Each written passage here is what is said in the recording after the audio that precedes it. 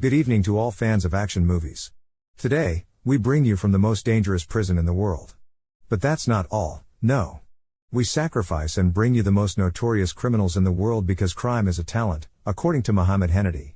The film is a big brawl between the prisoners and the prison staff, where people die like anywhere else in the world. The film is written, produced, and directed by Sean O'Reilly and stars Bruce Willis and Michael Rooker. The film starts with a guy named Jack being beaten up by some criminals, not just any criminals, but among them is a devilish figure. Jack was not happy and resisted until he surrendered completely. Before the criminals could kill him, a person suddenly appears out of nowhere, performing Jackie Chan-like moves and saving Jack from the criminals, killing them all. But to Jack's surprise, he discovers that the person who saved him originally came to kill him himself because he had previously killed the person's daughter. And indeed, the man who was acting as a ninja killed Jack. Rest in peace, my friend. During this period, the world was filled with civil wars, gang wars, riots, and fires among all people. They even used all kinds of weapons you can imagine, such as chemical, biological, and nuclear weapons. Due to all this chaos, many people developed superpowers after being infected with strange substances from biological weapons. These people became a threat to society and endangered its existence. There was concern about coexisting with these people. In order to control all these people and preserve the human race from extinction, they built a large and dangerous prison called San Tiburon Overmax Prison to contain all these people and keep them under their watchful eyes, so that you don't find yourself at night seeing someone walking on the wall in your room and spitting fire. Unfortunately, the officials were somewhat clever because they decided to put natural people without superpowers alongside those who had them. Due to the limited number of prisons in the world, they were overwhelmed. Among the people who entered this prison was the Avenger who killed people at the beginning of the film. His name was Walter, famous as Payback. Poor Payback was sentenced to life in prison. May God help the prisoners there. The warden of the prison was named Wharton, but he was a bit sadistic and brutal, treating the prisoners in a way that your heart wouldn't like. Many people attacked him, but he said, "I'm dealing with doctors here. These are some criminals who need a reality check, and I know how to deal with each one of you. Everyone, mind your own business." Besides, he made sure to inform them that anyone with superpowers loses them as soon as they enter the prison, no magic or sorcery, thanks to the iron surrounding their legs. Among the prisoners was a weak guy named Diego, a poor man who was involved in a very simple case and did not deserve to live with those criminals. While Payback was in prison, he was sunbathing in the yard when he encountered a massive guy who wanted to fight him because Payback had killed his brother before. The guy's name was Diamond Jim, and he had a superpower, boxing from here to a pair of scissors from there. Payback was about to kill him if the prison guards hadn't intervened. Diego was watching and got to know a guy named Gordon Twitty, who advised Diego with some advice to help him survive his days in the prison. While they were talking, Diego told Gordon that he knew someone in the prison who couldn't have his superpowers taken away, named Zay-Loop. But Gordon told him it was just a rumor and that he had never heard of anyone with superpowers in the prison. However, Gordon seemed intrigued by the mention of Zay-Loop and urged Diego to find out more about him. He explained that information was a valuable currency inside the prison, and if Zay-Loop truly possessed extraordinary abilities, it could potentially be a game changer for Diego's survival. Diego listened intently, realizing that uncovering the truth about Zay-Loop could be his ticket to a better life within the prison walls. He thanked Gordon for the advice and decided to delve deeper into the matter.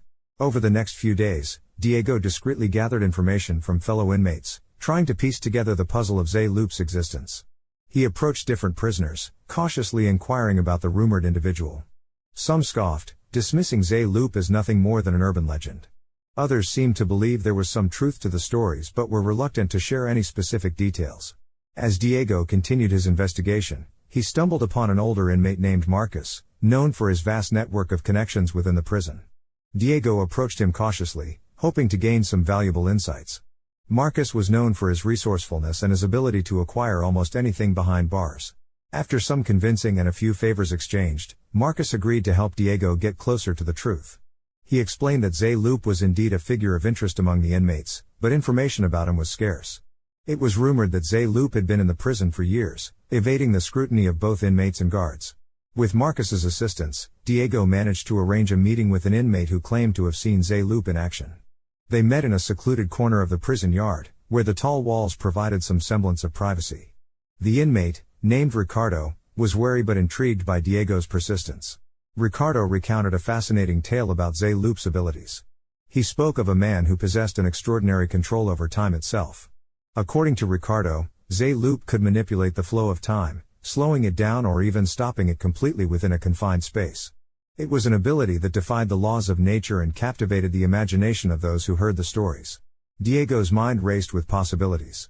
If Zé-Loop truly possessed such powers, it could explain how he had managed to avoid detection and maintain a hidden existence within the prison.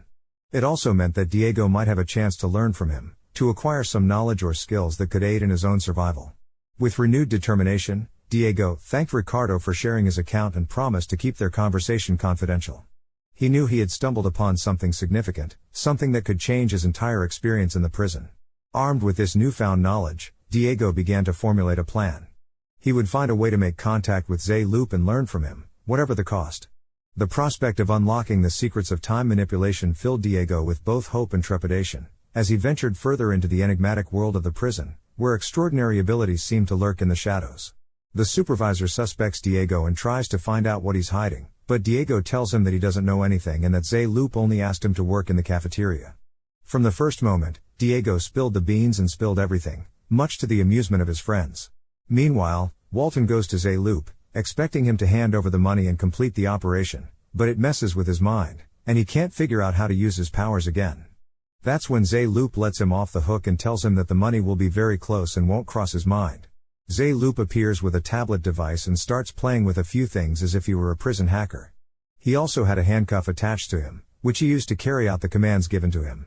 The guard would pass by every cell and distribute Zé-Loop's instructions to see how the prisoners would escape, most likely on the next Friday, which was supposed to be the day the prison supervisor and Walton retire. The secretary comes in and shouts at Walton for appointing someone else as the prison supervisor after him, and he laughs at her. Greed has consequences. Zé-Loop then transfers the money to Walton, but at the same time, the iron that suppresses the prisoner's superpowers stops working, and every inmate regains their powers. In that moment, a massive brawl and chaos erupt between the prisoners and the guards. The guards try to figure out how to regain control over the prisoners, and the secretary suggests a plan that worked before, allowing them to regain control and manipulate them just like before. Then something very important happens. After Zé-Loop transfers all the money to the supervisor, he is able to transfer himself into the supervisor's body. At the same time, he orders the guards to take Zé-Loop and perform the operation that was supposed to fry his brain with electricity, but it was originally planned for the supervisor, after their souls had already exchanged bodies. Afterward, Zé-Loop, in the supervisor's body, meets the secretary and appoints her as the new prison supervisor.